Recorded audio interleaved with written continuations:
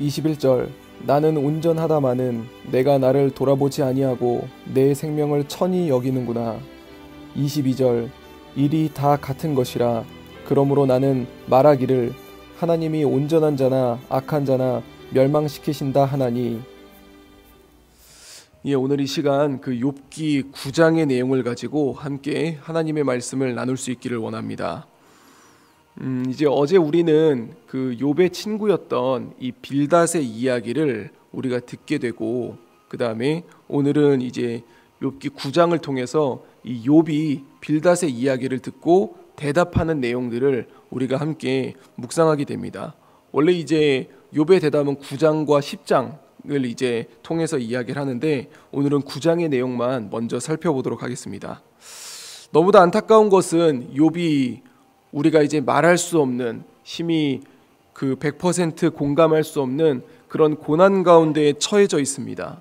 그런데 이제 욥의 친구들이 위로하러 그렇게 왔었다가 지금 이제 욥의 모습을 보며 그를 비난하고 그를 지적하는 모습을 우리가 살펴보게 됩니다.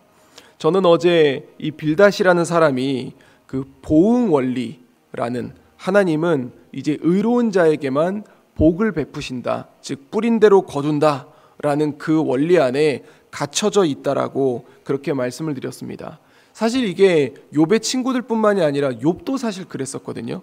그랬는데 그러다 보니까 빌닷은 이제 욥의 상황을 보면서 본인이 확실하지도 않은 상황을 가지고 얘기하는 모습을 보게 됩니다. 너의 자녀들이 죄를 지었으니까 죽은 거야. 그리고 너가 만일 하나님을 찾으며, 즉 욥이 하나님을 찾지 않았어 라는 것이고, 또 네가 청결하고 정직하며, 그러니까 너가 청결하지도 않았고 정직하지도 않았어. 그동안 너는 굉장히 우리 앞에 의로운 사람처럼 보였지만 하나님이 보시기에 너에게 분명히 숨겨진 죄가 있어 라고 하면서 그렇게 욥에게 권면 또는 지적을 그렇게 하게 됩니다. 그에 대한 욥의 대답이 오늘 본문에 대한 내용입니다.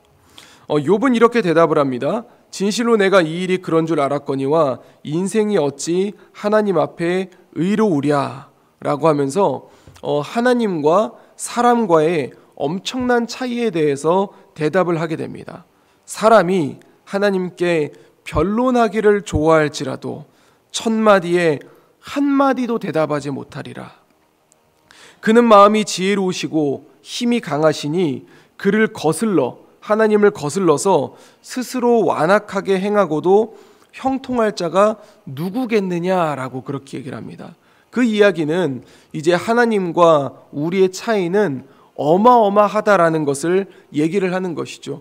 내가 아무리 잘났다 하더라도, 내가 아무리 의롭다 하더라도 그 대상이 하나님이라면은 나는 그분 앞에서 한마디도 할 수 없다라는 것이 이제 욥의 이야기입니다. 그러면서 이제 우리가 12절을 보면 욥이 이렇게 얘기를 하죠. 하나님이 빼앗으시면 누가 막을 수 있겠어? 무엇을 하십니까? 라고 물어볼 수 있겠어? 라고 얘기를 하는 거죠. 자신이 받은 고통 너무도 어렵고 너무 힘들고 사실 감당할 수 없는 그런 이제 고통이지만 하나님이 뺏으신 건데 내가 뭐라고 할 수 있겠어? 라고 이제 빌닷에게 이렇게 얘기를 하는 겁니다. 그러면서 이제 욥이 그렇게 얘기를 하는 거죠.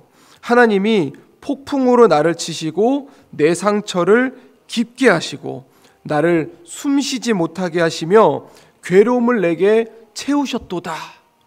이 이야기는 이제 욥의 마음이 얼마나 이제 낙심 가운데 있는지 우리가 가늠할 수 있는 그런 이제 욥의 대답입니다.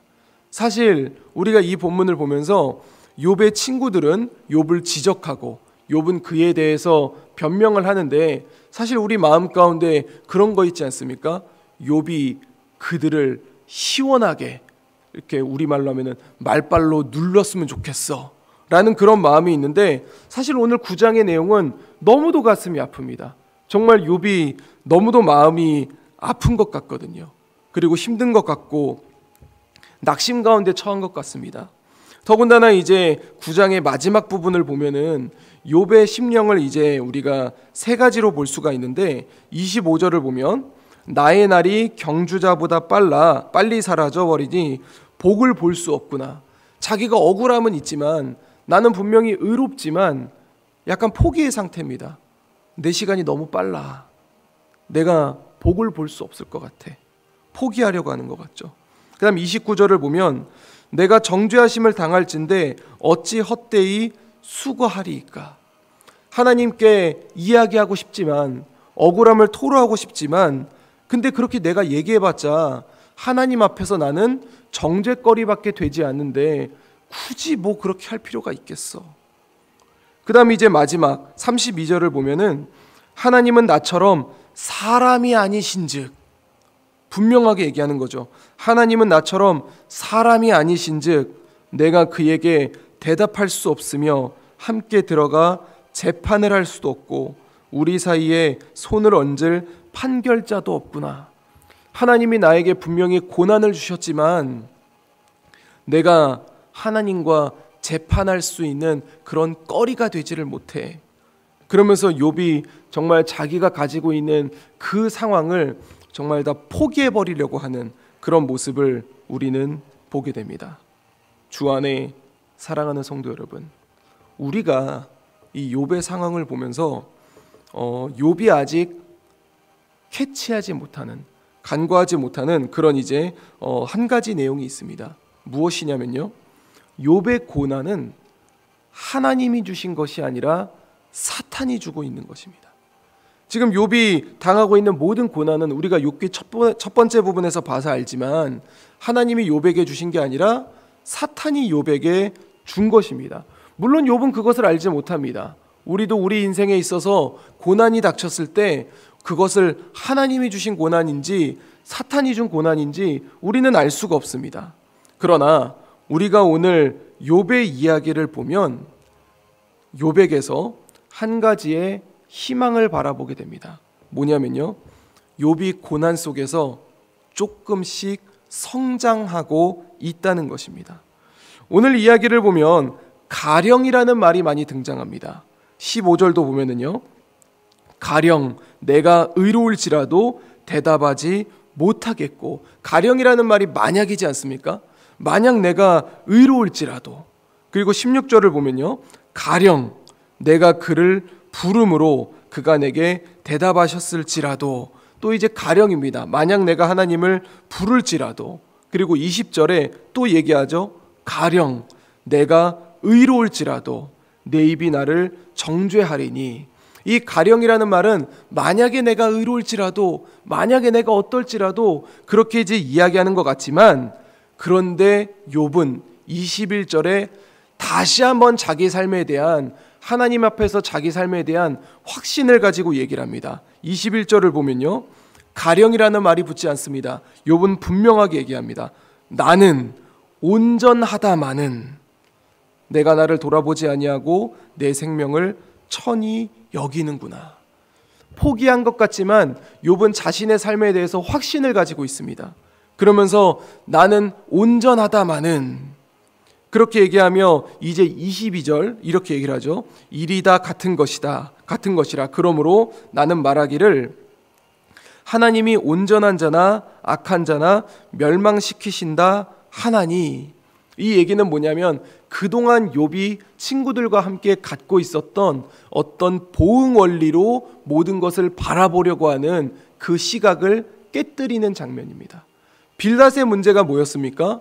그냥 보응 원리라는 자기의 기준에서 사람을 판단하지 않습니까? 자기의 기준에서 상황을 판단하고 상대방을 지적합니다. 그런데 욥은 이 고난 속에서 자기가 가지고 있었던 이 보응 원리라는 사상을 깨뜨리고 조금 더 넓게 바라보는 그런 시선을 가지게 되는 것입니다. 그러면서 그가 고백을 하는 거죠. 하나님의 뜻을 어떻게 우리가 다 알 수 있겠어? 하나님의 뜻을 우리가 어떻게 다 깨달을 수 있겠어? 그저 하나님이 하시는 것을 바라보며 기다리는 거야. 사랑하는 성도 여러분, 보응 원리라는 것이, 그러니까 뿌린 대로 거둔다는 말이 성경에 있는 말이고 또 하나님의 원리 중에 분명한 한 가지의 내용입니다. 그러나 우리가 분명히 기억해야 될 것 중에 하나는 뭐냐면요, 보응 원리는 잘못됐어가 아니라 성급한 판단을 해서는 안 된다는 것입니다. 왜냐하면 하나님의 때가 분명히 있다라는 것이죠. 내가 생각하는 때와 하나님이 생각하는 때는 다르다는 것입니다. 그래서 우리는 우리 앞에 펼쳐진 상황들을 바라보며 낙심하거나 포기하는 것이 아니라 하나님이 나를 통해 이루실 역사를 기대하며 기도하고 기다리는 것이 성도된 우리의 자세인 줄로 믿습니다. 오늘 하루 우리에게 펼쳐진 여러 가지의 환경과 상황들이 있을 것입니다. 그 상황 앞에 왜 내가 하나님 앞에 이런 고난을 받아야 돼? 라고 포기하는 것이 아니라, 시험 드는 것이 아니라 오늘 욥의 모습을 기억하며 하나님 앞에 바르게 서면서 분명히 하나님이 나를 통해 역사를 이루실 거야, 그때를 기다리며 기도하는 마음으로 나아갈 수 있는 우리 재건부평교회 모든 성도님들이 되시기를 우리 주 예수 그리스도 이름으로 간절히 축원드립니다. 기도하겠습니다. 이제 오늘 받은 말씀으로 함께 기도하겠습니다. 하나님, 내 앞에 펼쳐지는 모든 유혹과 시험들을 성급하게 판단하여 낙심하거나 포기하지 않게 내 마음과 생각을 주관하여 주옵소서. 고난의 시기가 결코 가벼운 무게는 아니지만 하나님의 때가 있다는 것, 나를 인도하시는 하나님이 나를 통해 역사하실 것을 기대하는 마음으로 기도하며 기다릴 수 있게 하옵소서. 함께 기도하겠습니다.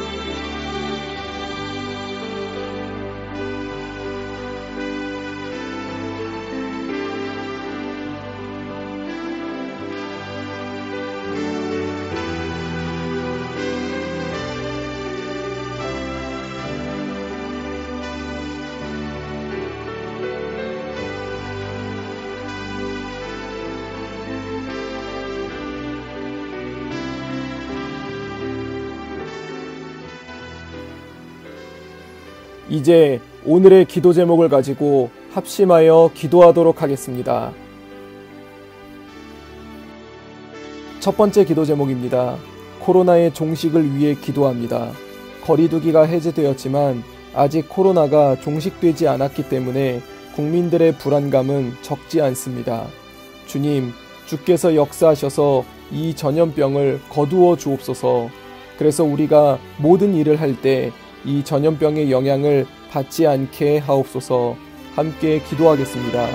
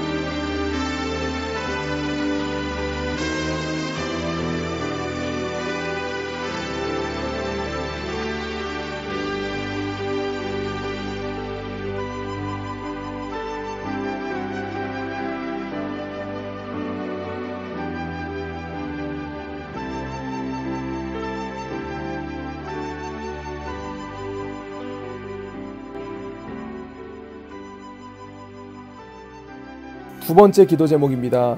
그동안 고통받았던 코로나 블루로부터 자유하게 하옵소서. 많은 사람들이 이 질병으로 우울증에 시달렸었습니다. 주님, 거리두기가 해제된 것처럼 많은 분야에서 회복의 역사가 일어나게 하시고 우울했던 사람들의 마음도 회복되게 하옵소서. 함께 기도하겠습니다.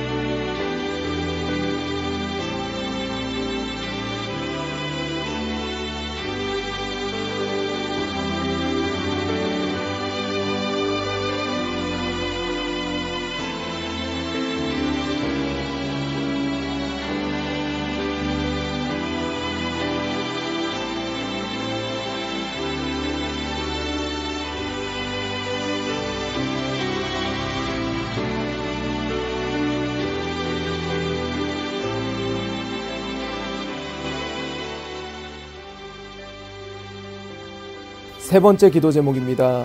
성도들이 돌아오게 하여 주옵소서. 코로나로 인해 만나지 못한 우리의 지체들이 있습니다.